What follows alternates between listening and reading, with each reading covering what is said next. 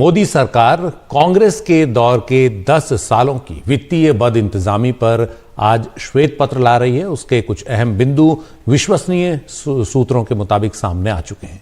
इनके मुताबिक 2014 से पहले भारत उन देशों में था जहां खुदरा महंगाई दर सबसे ज्यादा थी। 2014 के बाद यूएनडीपी ने माना कि गरीबों पर खुदरा महंगाई दर का असर ना के बराबर रहा है। 2013 में कारों की बिक्री एक दशक में पहली बार नकारात्मक हुई, नौकरियां जाने का खतरा बढ़ा। 2023 में 4 लाख से ज्यादा निजी गाड़ियों की रिकॉर्ड बिक्री हुई है। 2014 से पहले भारत के बैंकिंग सेक्टर पर कई सवाल उठ रहे थे, लेकिन अब भारतीय बैंकिंग व्यवस्था की मजबूती सब मान रहे हैं। ये वो पॉइंट हैं, ये वो बिंदु हैं जो सूत्रों के मुताबिक सामने आए हैं, जिन्हें सरकार व्हाइट पेपर में सामने लाने जा रही है।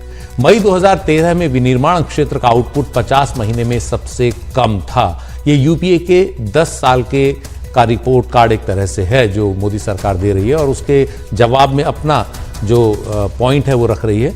सरकार का कहना है कि मई 2023 में यह आउटपुट 31 महीने में सबसे ऊपर रहा।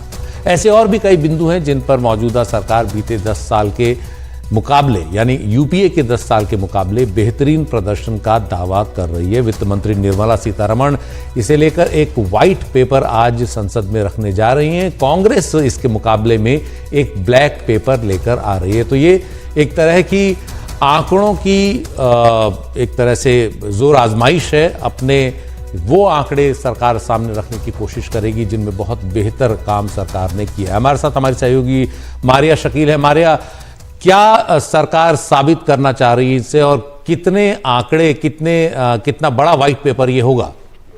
जी, तो सरकार ये साबित करना चाह रही है कि नरेंद्र मोदी का जो पीरियड था, जो 2014 से 2024 तक, ये जो 10 साल का पीरियड है versus Manmohan Singh as prime minister 2004 से 2014, इसके बीच में किस तरह का सेक्टर बाय सेक्टर ग्रोथ हुआ है।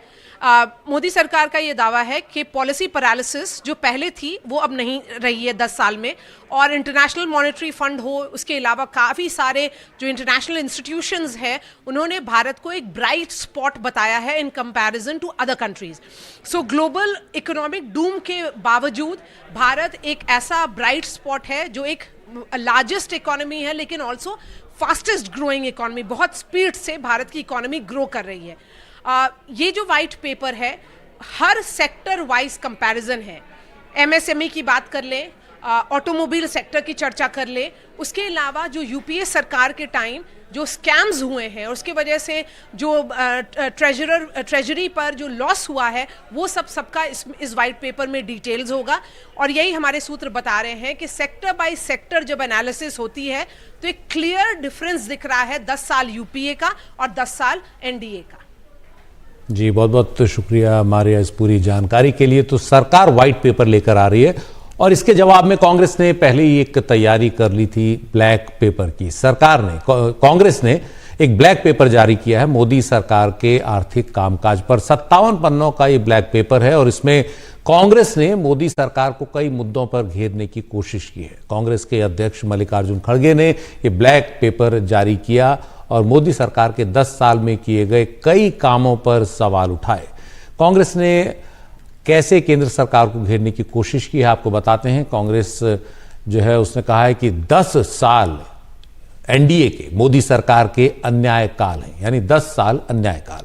कहा युवाओं में बेरोजगारी बढ़ी है, 45 साल में सबसे ज्यादा बेरोजगारी करीब 33% रही है। ग्रेजुएट, पोस्ट ग्रेजुएट बेरोजगार हैं। दूसरा पॉइंट है महंगाई बढ़ रही है लगातार। 2014 में एलपीजी का जो सिलेंडर है, रसोई गैस सिलेंडर 410 रुपए का था। 2024 में ये सिलेंडर दोगुने से ज्यादा 903 रुपए का हो गया है। पेट्रोल के दामों की तुलना की है, 2014 में 71 रुपए प्रति लीटर था, 2024 में बताया है कि 97 रुपए प्रति लीटर है। वृद्धि अगर फीसदी में बताई जाए तो 37% वृद्धि हुई है यूपीए के मुकाबले मोदी सरकार में, ये कांग्रेस का दावा है।